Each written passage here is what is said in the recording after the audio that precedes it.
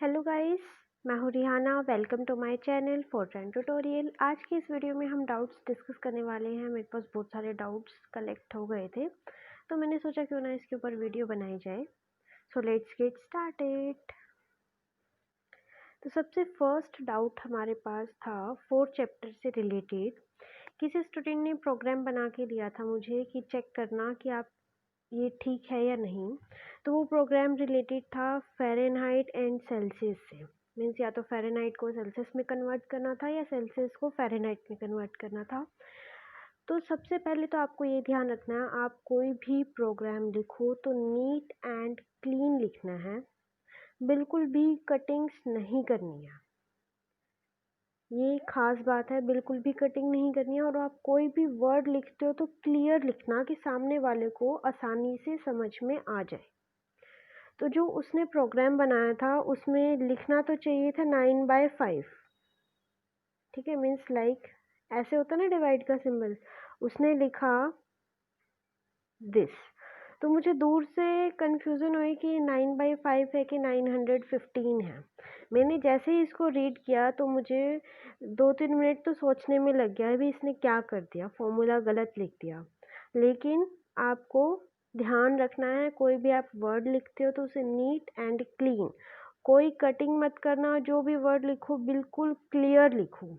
जैसे उस प्रोग्राम में आर का यूज़ किया था तो उसमें इस टाइप से शो हो रहा था, ऐसे एम टाइप सा। मुझे क्लियर था वो, मुझे लगा दूर से एम वेरिएबल।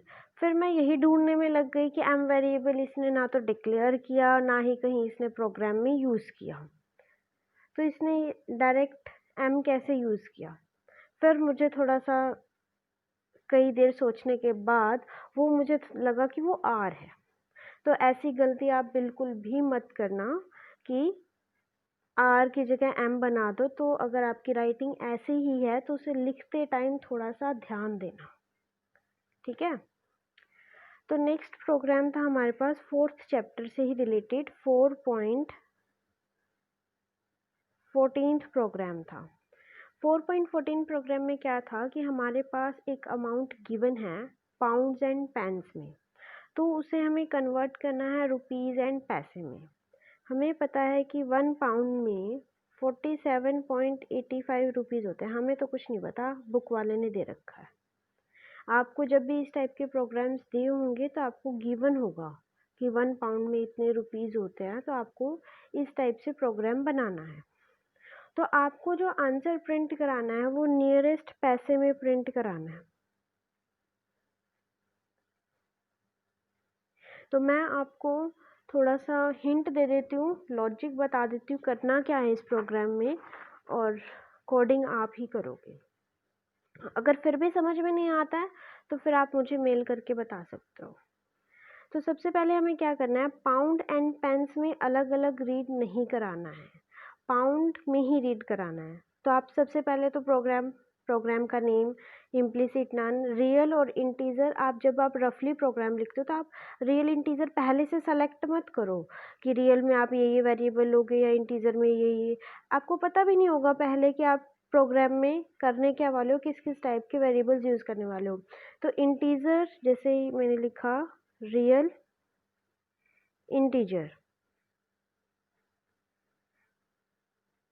ऐसे लिख के आप छोड़ दो। फिर जैसे जैसे आपको जिस जिस वेरिएबल की ज़रूरत लगे कि इस वेरिएबल को मुझे रियल में लिखना चाहिए या इस वेरिएबल को मुझे इंटीजर में चाहिए, तो आप फिर बाद में यहाँ डिफ़ाइन करते जाना। जो जो आप यूज़ करते जाओ वो डिफ़ाइन करते जाना, क्योंकि आपको स्टार्टिंग में नहीं पता होता कि आपको किस टाइप के वेरिएबल्स यूज़ करने हैं और क्या क्या यूज़ करने हैं, और वो किस टाइप के होंगे, रियल होंगे, इंटीजर होंगे।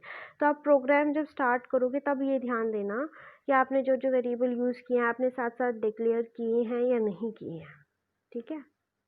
तो इस प्रोग्राम में आपको करना क्या था, हमें दिया हुआ था 1 पाउंड में 47.85 रुपीज़ है, ठीक है। तो हमें क्या करना है, हमें पाउंड में वैल्यू रीड करानी है। जैसे अब इसमें 47.85 रुपीज़ है ना, मीन्स 47 तो रुपीज़ है, 85 पैसे हैं अगर हम अलग अलग करके देखें। लेकिन देखा जाए तो ये पूरा का पूरा रुपीज़ में ही है।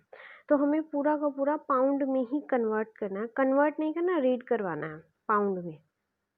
जो भी आपकी वैल्यू होगी वो आपको पाउंड में रीड करवानी है, ठीक है। फिर उस पूरी, जैसे 3.85 लिया तो एक पाउंड में 100 पेन्स होते हैं। पाउंड एंड पेन्स आपस में रिलेट हैं, जैसे रुपीज़ एंड पैसे रिलेट करते हैं। 1 पाउंड इक्वल टू 100 पेन्स। तो आपको कंप्लीट पाउंड में रीड करवानी है, मीन्स 3.85। अलग से नहीं रीड करवाना कि पाउंड में हमारी 3 वैल्यू है और पेन्स में हमारी 85 है, ठीक है। इकट्ठी वैल्यू आपने रीड करवानी है, जैसे 3.85 हमने रीड करवाई। फिर उसके बाद हमें उसे कन्वर्ट करना है किस में, पैसे में।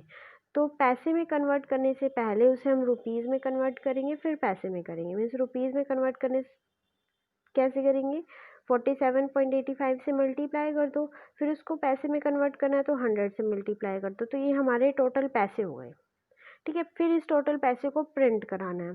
फिर इस टोटल पैसे को रुपीज़ एंड पैसे में अलग अलग प्रिंट करवाना है, ठीक है। ये टोटल पैसा हमारा किस में आ गया, रियल में। हम जो पाउंड रीड करवाएंगे वो भी हमारा रियल वेरिएबल होगा। अब ये जो हमारा कैलकुलेट करके हम टोटल पैसे के अंदर असाइन करने वाले हैं वो भी हमारा रियल ही होगा, ठीक है। फिर हम इस टोटल पैसे को प्रिंट करवा देंगे, फिर उसको हम रुपीज़ एंड पैसे में अलग अलग चेंज करेंगे। तो रुपीज़ में जैसे हम चेंज करते हैं वो क्या होगा, टोटल पैसे को हम 100 से डिवाइड कर दें तो वो रुपीज़ में चेंज हो जाएगा। आप रुपीज़ को इंटीजर वेरिएबल में ले लेना, ठीक है। एंड पैसे में जब हम कन्वर्ट कराएंगे तो वही फॉर्मूला आपको यूज़ करना है कि टोटल पैसे में से क्या माइनस कर दो, रुपीज़ इंटू 100, जो हमने 4th चैप्टर में ही मैंगोज़ वाले प्रोग्राम के केस में हमने रुपीज़ एंड पैसे में अलग अलग करवाया था। लेकिन यहाँ पर इसने एक छोटी सी बात और गिवन दिया है कि हमें जो पैसे प्रिंट करवाने हैं वो नियरेस्ट पैसे में कराना है। तो मीन्स हम निंट फंक्शन का यूज़ करेंगे। अगर आपको निंट फंक्शन का यूज़ नहीं करना है तो आप 0.5 ऐड करके उस वैल्यू में इंटीजर वेरिएबल के अंदर असाइन करा दो। फिर आप रुपीज़ और पैसे को रुपीज़ एंड पैसे को प्रिंट करा दो। कन्वर्ट तो हमारे हो चुके रुपीज़ एंड पैसा, फिर उसको सिर्फ प्रिंट कराना है। अब नेक्स्ट डाउट है हमारा, हमें एक पॉइंट दिया हुआ था XY, हमें ये फाइंड आउट करना है कि वो पॉइंट हमारा एक्स एक्सिस पे है, वाई एक्सिस पे है या फिर ओरिजिन पे है। सिर्फ 3 चीज़ें ही बतानी है, x axis, y axis and origin, ठीक है। तो उसने क्या मिस्टेक करी हुई थी कि एज इफ लिखा और फिर लिखा वाई दिस 0 देन। तो यहाँ आपको ध्यान देना है, असाइन नहीं कर रहे हो आप, ये असाइनमेंट ऑपरेटर है। आप y की वैल्यू असाइन नहीं कर रहे हो कंडीशन के अंदर, आप चेक कर रहे हो कि y 0 के इक्वल है या नहीं है।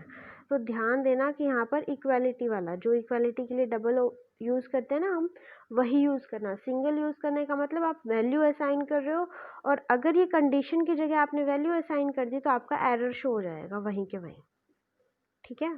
तो एक मिस्टेक तो ये, और अगर वो एक्स एक्सिस पे भी नहीं है, वाई एक्सिस पे भी नहीं है, ओरिजिन पे भी नहीं है, मीन्स अगर मैं पॉइंट 2 और 3 डलवा दूँ तो क्या शो करेगा, वो तो कुछ शो नहीं करेगा, ना तो वो एक्स एक्सिस पे, ना वाई एक्सिस पे, ना ओरिजिन पे। तो इस केस में आपको एल्स के अंदर ये प्रिंट कराना है कि अगर हम 2 या 3 शो करें, ना तो वो एक्स एक्सिस पे है, ना वाई एक्सिस पे है, ना ही ओरिजिन पे है। तो एल्स वाली कंडीशन में हम क्या, कंडीशन में ही सॉरी उसके कॉरस्पॉन्डिंग जो स्टेटमेंट होगी, क्योंकि एल्स में तो कोई कंडीशन हम लगाते ही नहीं है, एल्स इफ में और इफ में लगाते हैं। तो एल्स के कॉरस्पॉन्डिंग हम स्टेटमेंट में क्या प्रिंट करा देंगे कि एरर है आपकी वैल्यू में एक्स एंड वाई में, error in the value of x and y. आपको जो ठीक लगे आप वो प्रिंट करा दो, सिंपल एरर भी प्रिंट करा सकते हो, या फिर अगेन भी बोल सकते हो, या आपने गलत दी है वैल्यू, कुछ भी आप दे सकते हो, ठीक है।